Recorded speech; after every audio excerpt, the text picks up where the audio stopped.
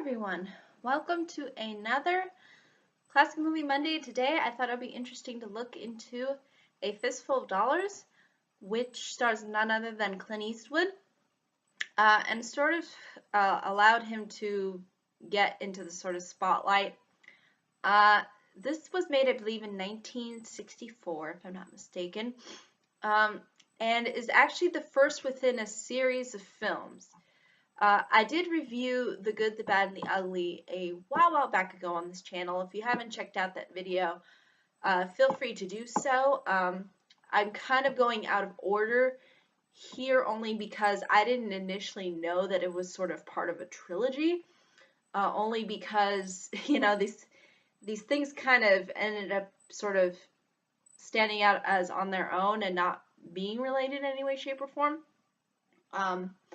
I just thought initially it had the same actor, Clint Eastwood, and since he stars in a lot of westerns, it kind of gets a little confusing after a while, but they technically call it the Dollar Trilogy, and A Fistful of Dollars is the first within the trilogy. The Good, the Bad, and the Ugly is the last one. I'll maybe try to review the one that's in between at some point, but we'll see if I can get to it. But I think A Fistful of Dollars and The Good and Bad, the Ugly are the titles that I think a lot of people remember, and a lot of people I think related to. But basically this film follows Clint Eastwood's character, who is also in The Good, the Bad, and the Ugly. And they don't really have a name for him. He's just called Stranger or Men with No Name. And basically he strolls into this town of San Miguel, which I believe they states is in Mexico.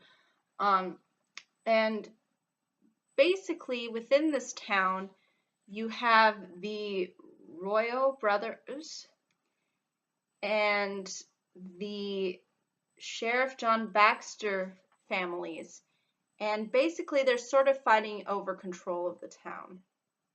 And you'll sort of see how Clint Eastwood's character Stranger gets involved with these rivaling families, and how he sort of plays a role in this whole fight. And although this film is not as, I would say, character-based like in The Good, the Bad, and the Ugly, and it doesn't have as much of an intricate plot as The Good and Bad and the Ugly, it still offers a very interesting take of a spaghetti western that I think a lot of people that in particular have a liking towards western films will enjoy. But what's really good, at least about this film, is the fact that you really ultimately want to know where it ends up going. Similar with The Good and the Bad, the Ugly as well. You really want to see how this whole scenario plays out between these two families, and you ultimately want to see how Clint Eastwood fits into everything. So that's really the driving force behind this film, and what ultimately I think really makes it work. Also Clint Eastwood's sort of presence as well, I think, on the screen is one that a lot of people sort of remember. And I think this is what allowed him to really show his sort of acting chops and sort of end up being the Clint Eastwood that a lot of people sort of remember, and who would later go on to star in various other projects that gave off this very intimidating and sort of, kind of badass kind of approach to certain scenarios, and at least you'll see it presented really well within this film, and it's entertaining to watch and it's engaging in that sense. So you ultimately see the conclusion So this doesn't tie really necessarily in with anything that really occurs within the good, the bad, and the ugly, as far as from what I can really tell, um, because it's just designed to just have Clint Eastwood's character there and sort of go through a story. I'm sure that the other film, the middle film, also plays out in a similar way as well. Um, and uh, doesn't really necessarily relate to the good, bad, and the ugly. And that's initially why I thought these were kind of all separated out and they really weren't connected in any way. But I think it's definitely interesting in how this all sort of was designed to be a trilogy, because it doesn't really play out that way.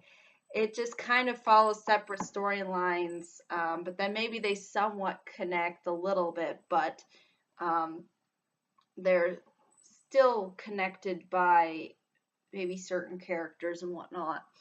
Um, but I think that's really all I can say really about this film without really giving too much away. It's a lot of fun and it doesn't overstay. I think it's welcome too, which I think is nice.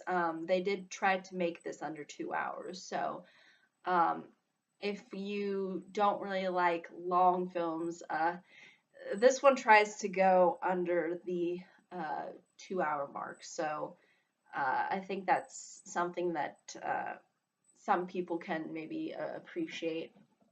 And obviously, this plays out like a lot of older films do, in that it's a little bit slower in its presentation.